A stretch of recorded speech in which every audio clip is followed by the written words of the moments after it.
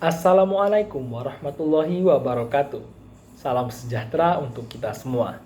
Saya Muhammad Abid Ainurido akan memaparkan mengenai content engagement analysis dari konten Reels Instagram yang saya buat untuk memenuhi seleksi Career Scholarship AI for Impact 3.0.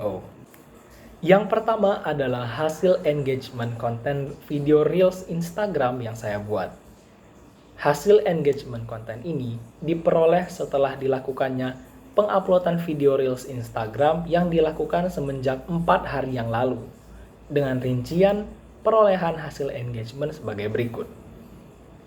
Konten video Reels berhasil mendapatkan 130 like dengan pemutaran sebanyak 663 kali pemutaran dan terdapat 42 komentar, yang mana di dalam komentar-komentar tersebut terdapat interaksi antara saya sebagai konten kreator bersama dengan audiens yang menonton video konten Reels Instagram yang saya buat.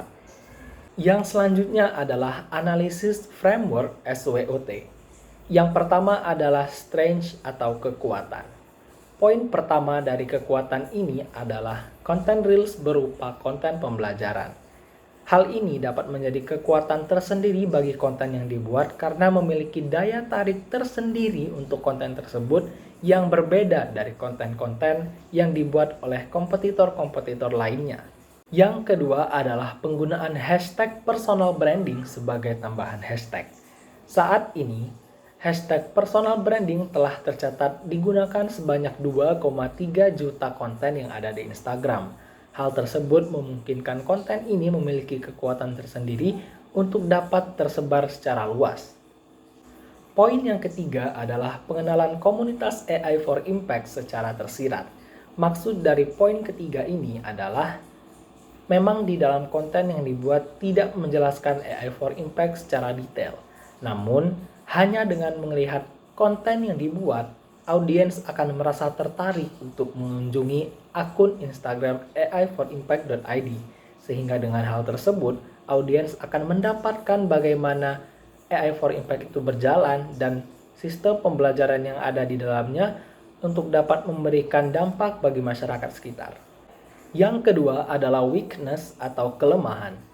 Poin pertama adalah pembuatan konten menggunakan alat yang seadanya. Hal tersebut menyebabkan konten yang dibuat memiliki hasil yang kurang jernih. Yang kedua adalah materi konten berasal dari satu sumber saja. Hal tersebut menyebabkan pustaka yang digunakan di dalam konten tersebut tidak bervariasi. Yang ketiga adalah penyebaran konten yang kurang masif, karena hanya dilakukan hanya sebatas story Instagram dan WhatsApp saja. Yang selanjutnya adalah opportunities atau peluang. Poin yang pertama adalah konten yang dibuat serupa dengan konten yang digemari saat ini. Hal tersebut menyebabkan konten yang dibuat memiliki peluang untuk dapat dijangkau oleh audiens yang lebih luas.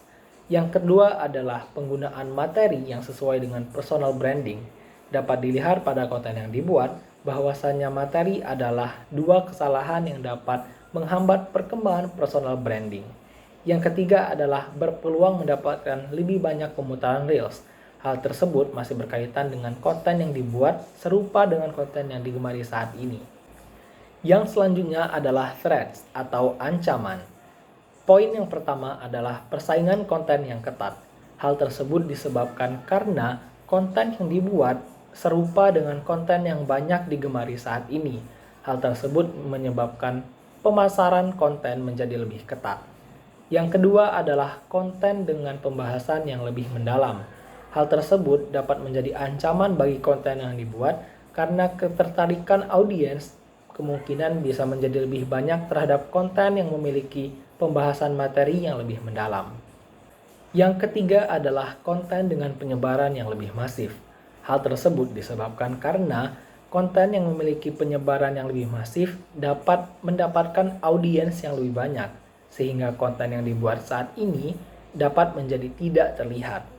Berdasarkan hasil analisis SWOT yang telah dilakukan dan juga melihat hasil engagement konten, dapat diketahui beberapa hal yang dapat dievaluasi. Yang pertama adalah pembuatan konten menggunakan alat yang lebih lengkap, sehingga hasil konten yang dibuat dapat menjadi lebih jernih. Yang kedua adalah memberikan data kualitatif yang lebih faktual pada konten. Hal tersebut dapat meningkatkan daya tarik audiens terhadap konten yang dibuat.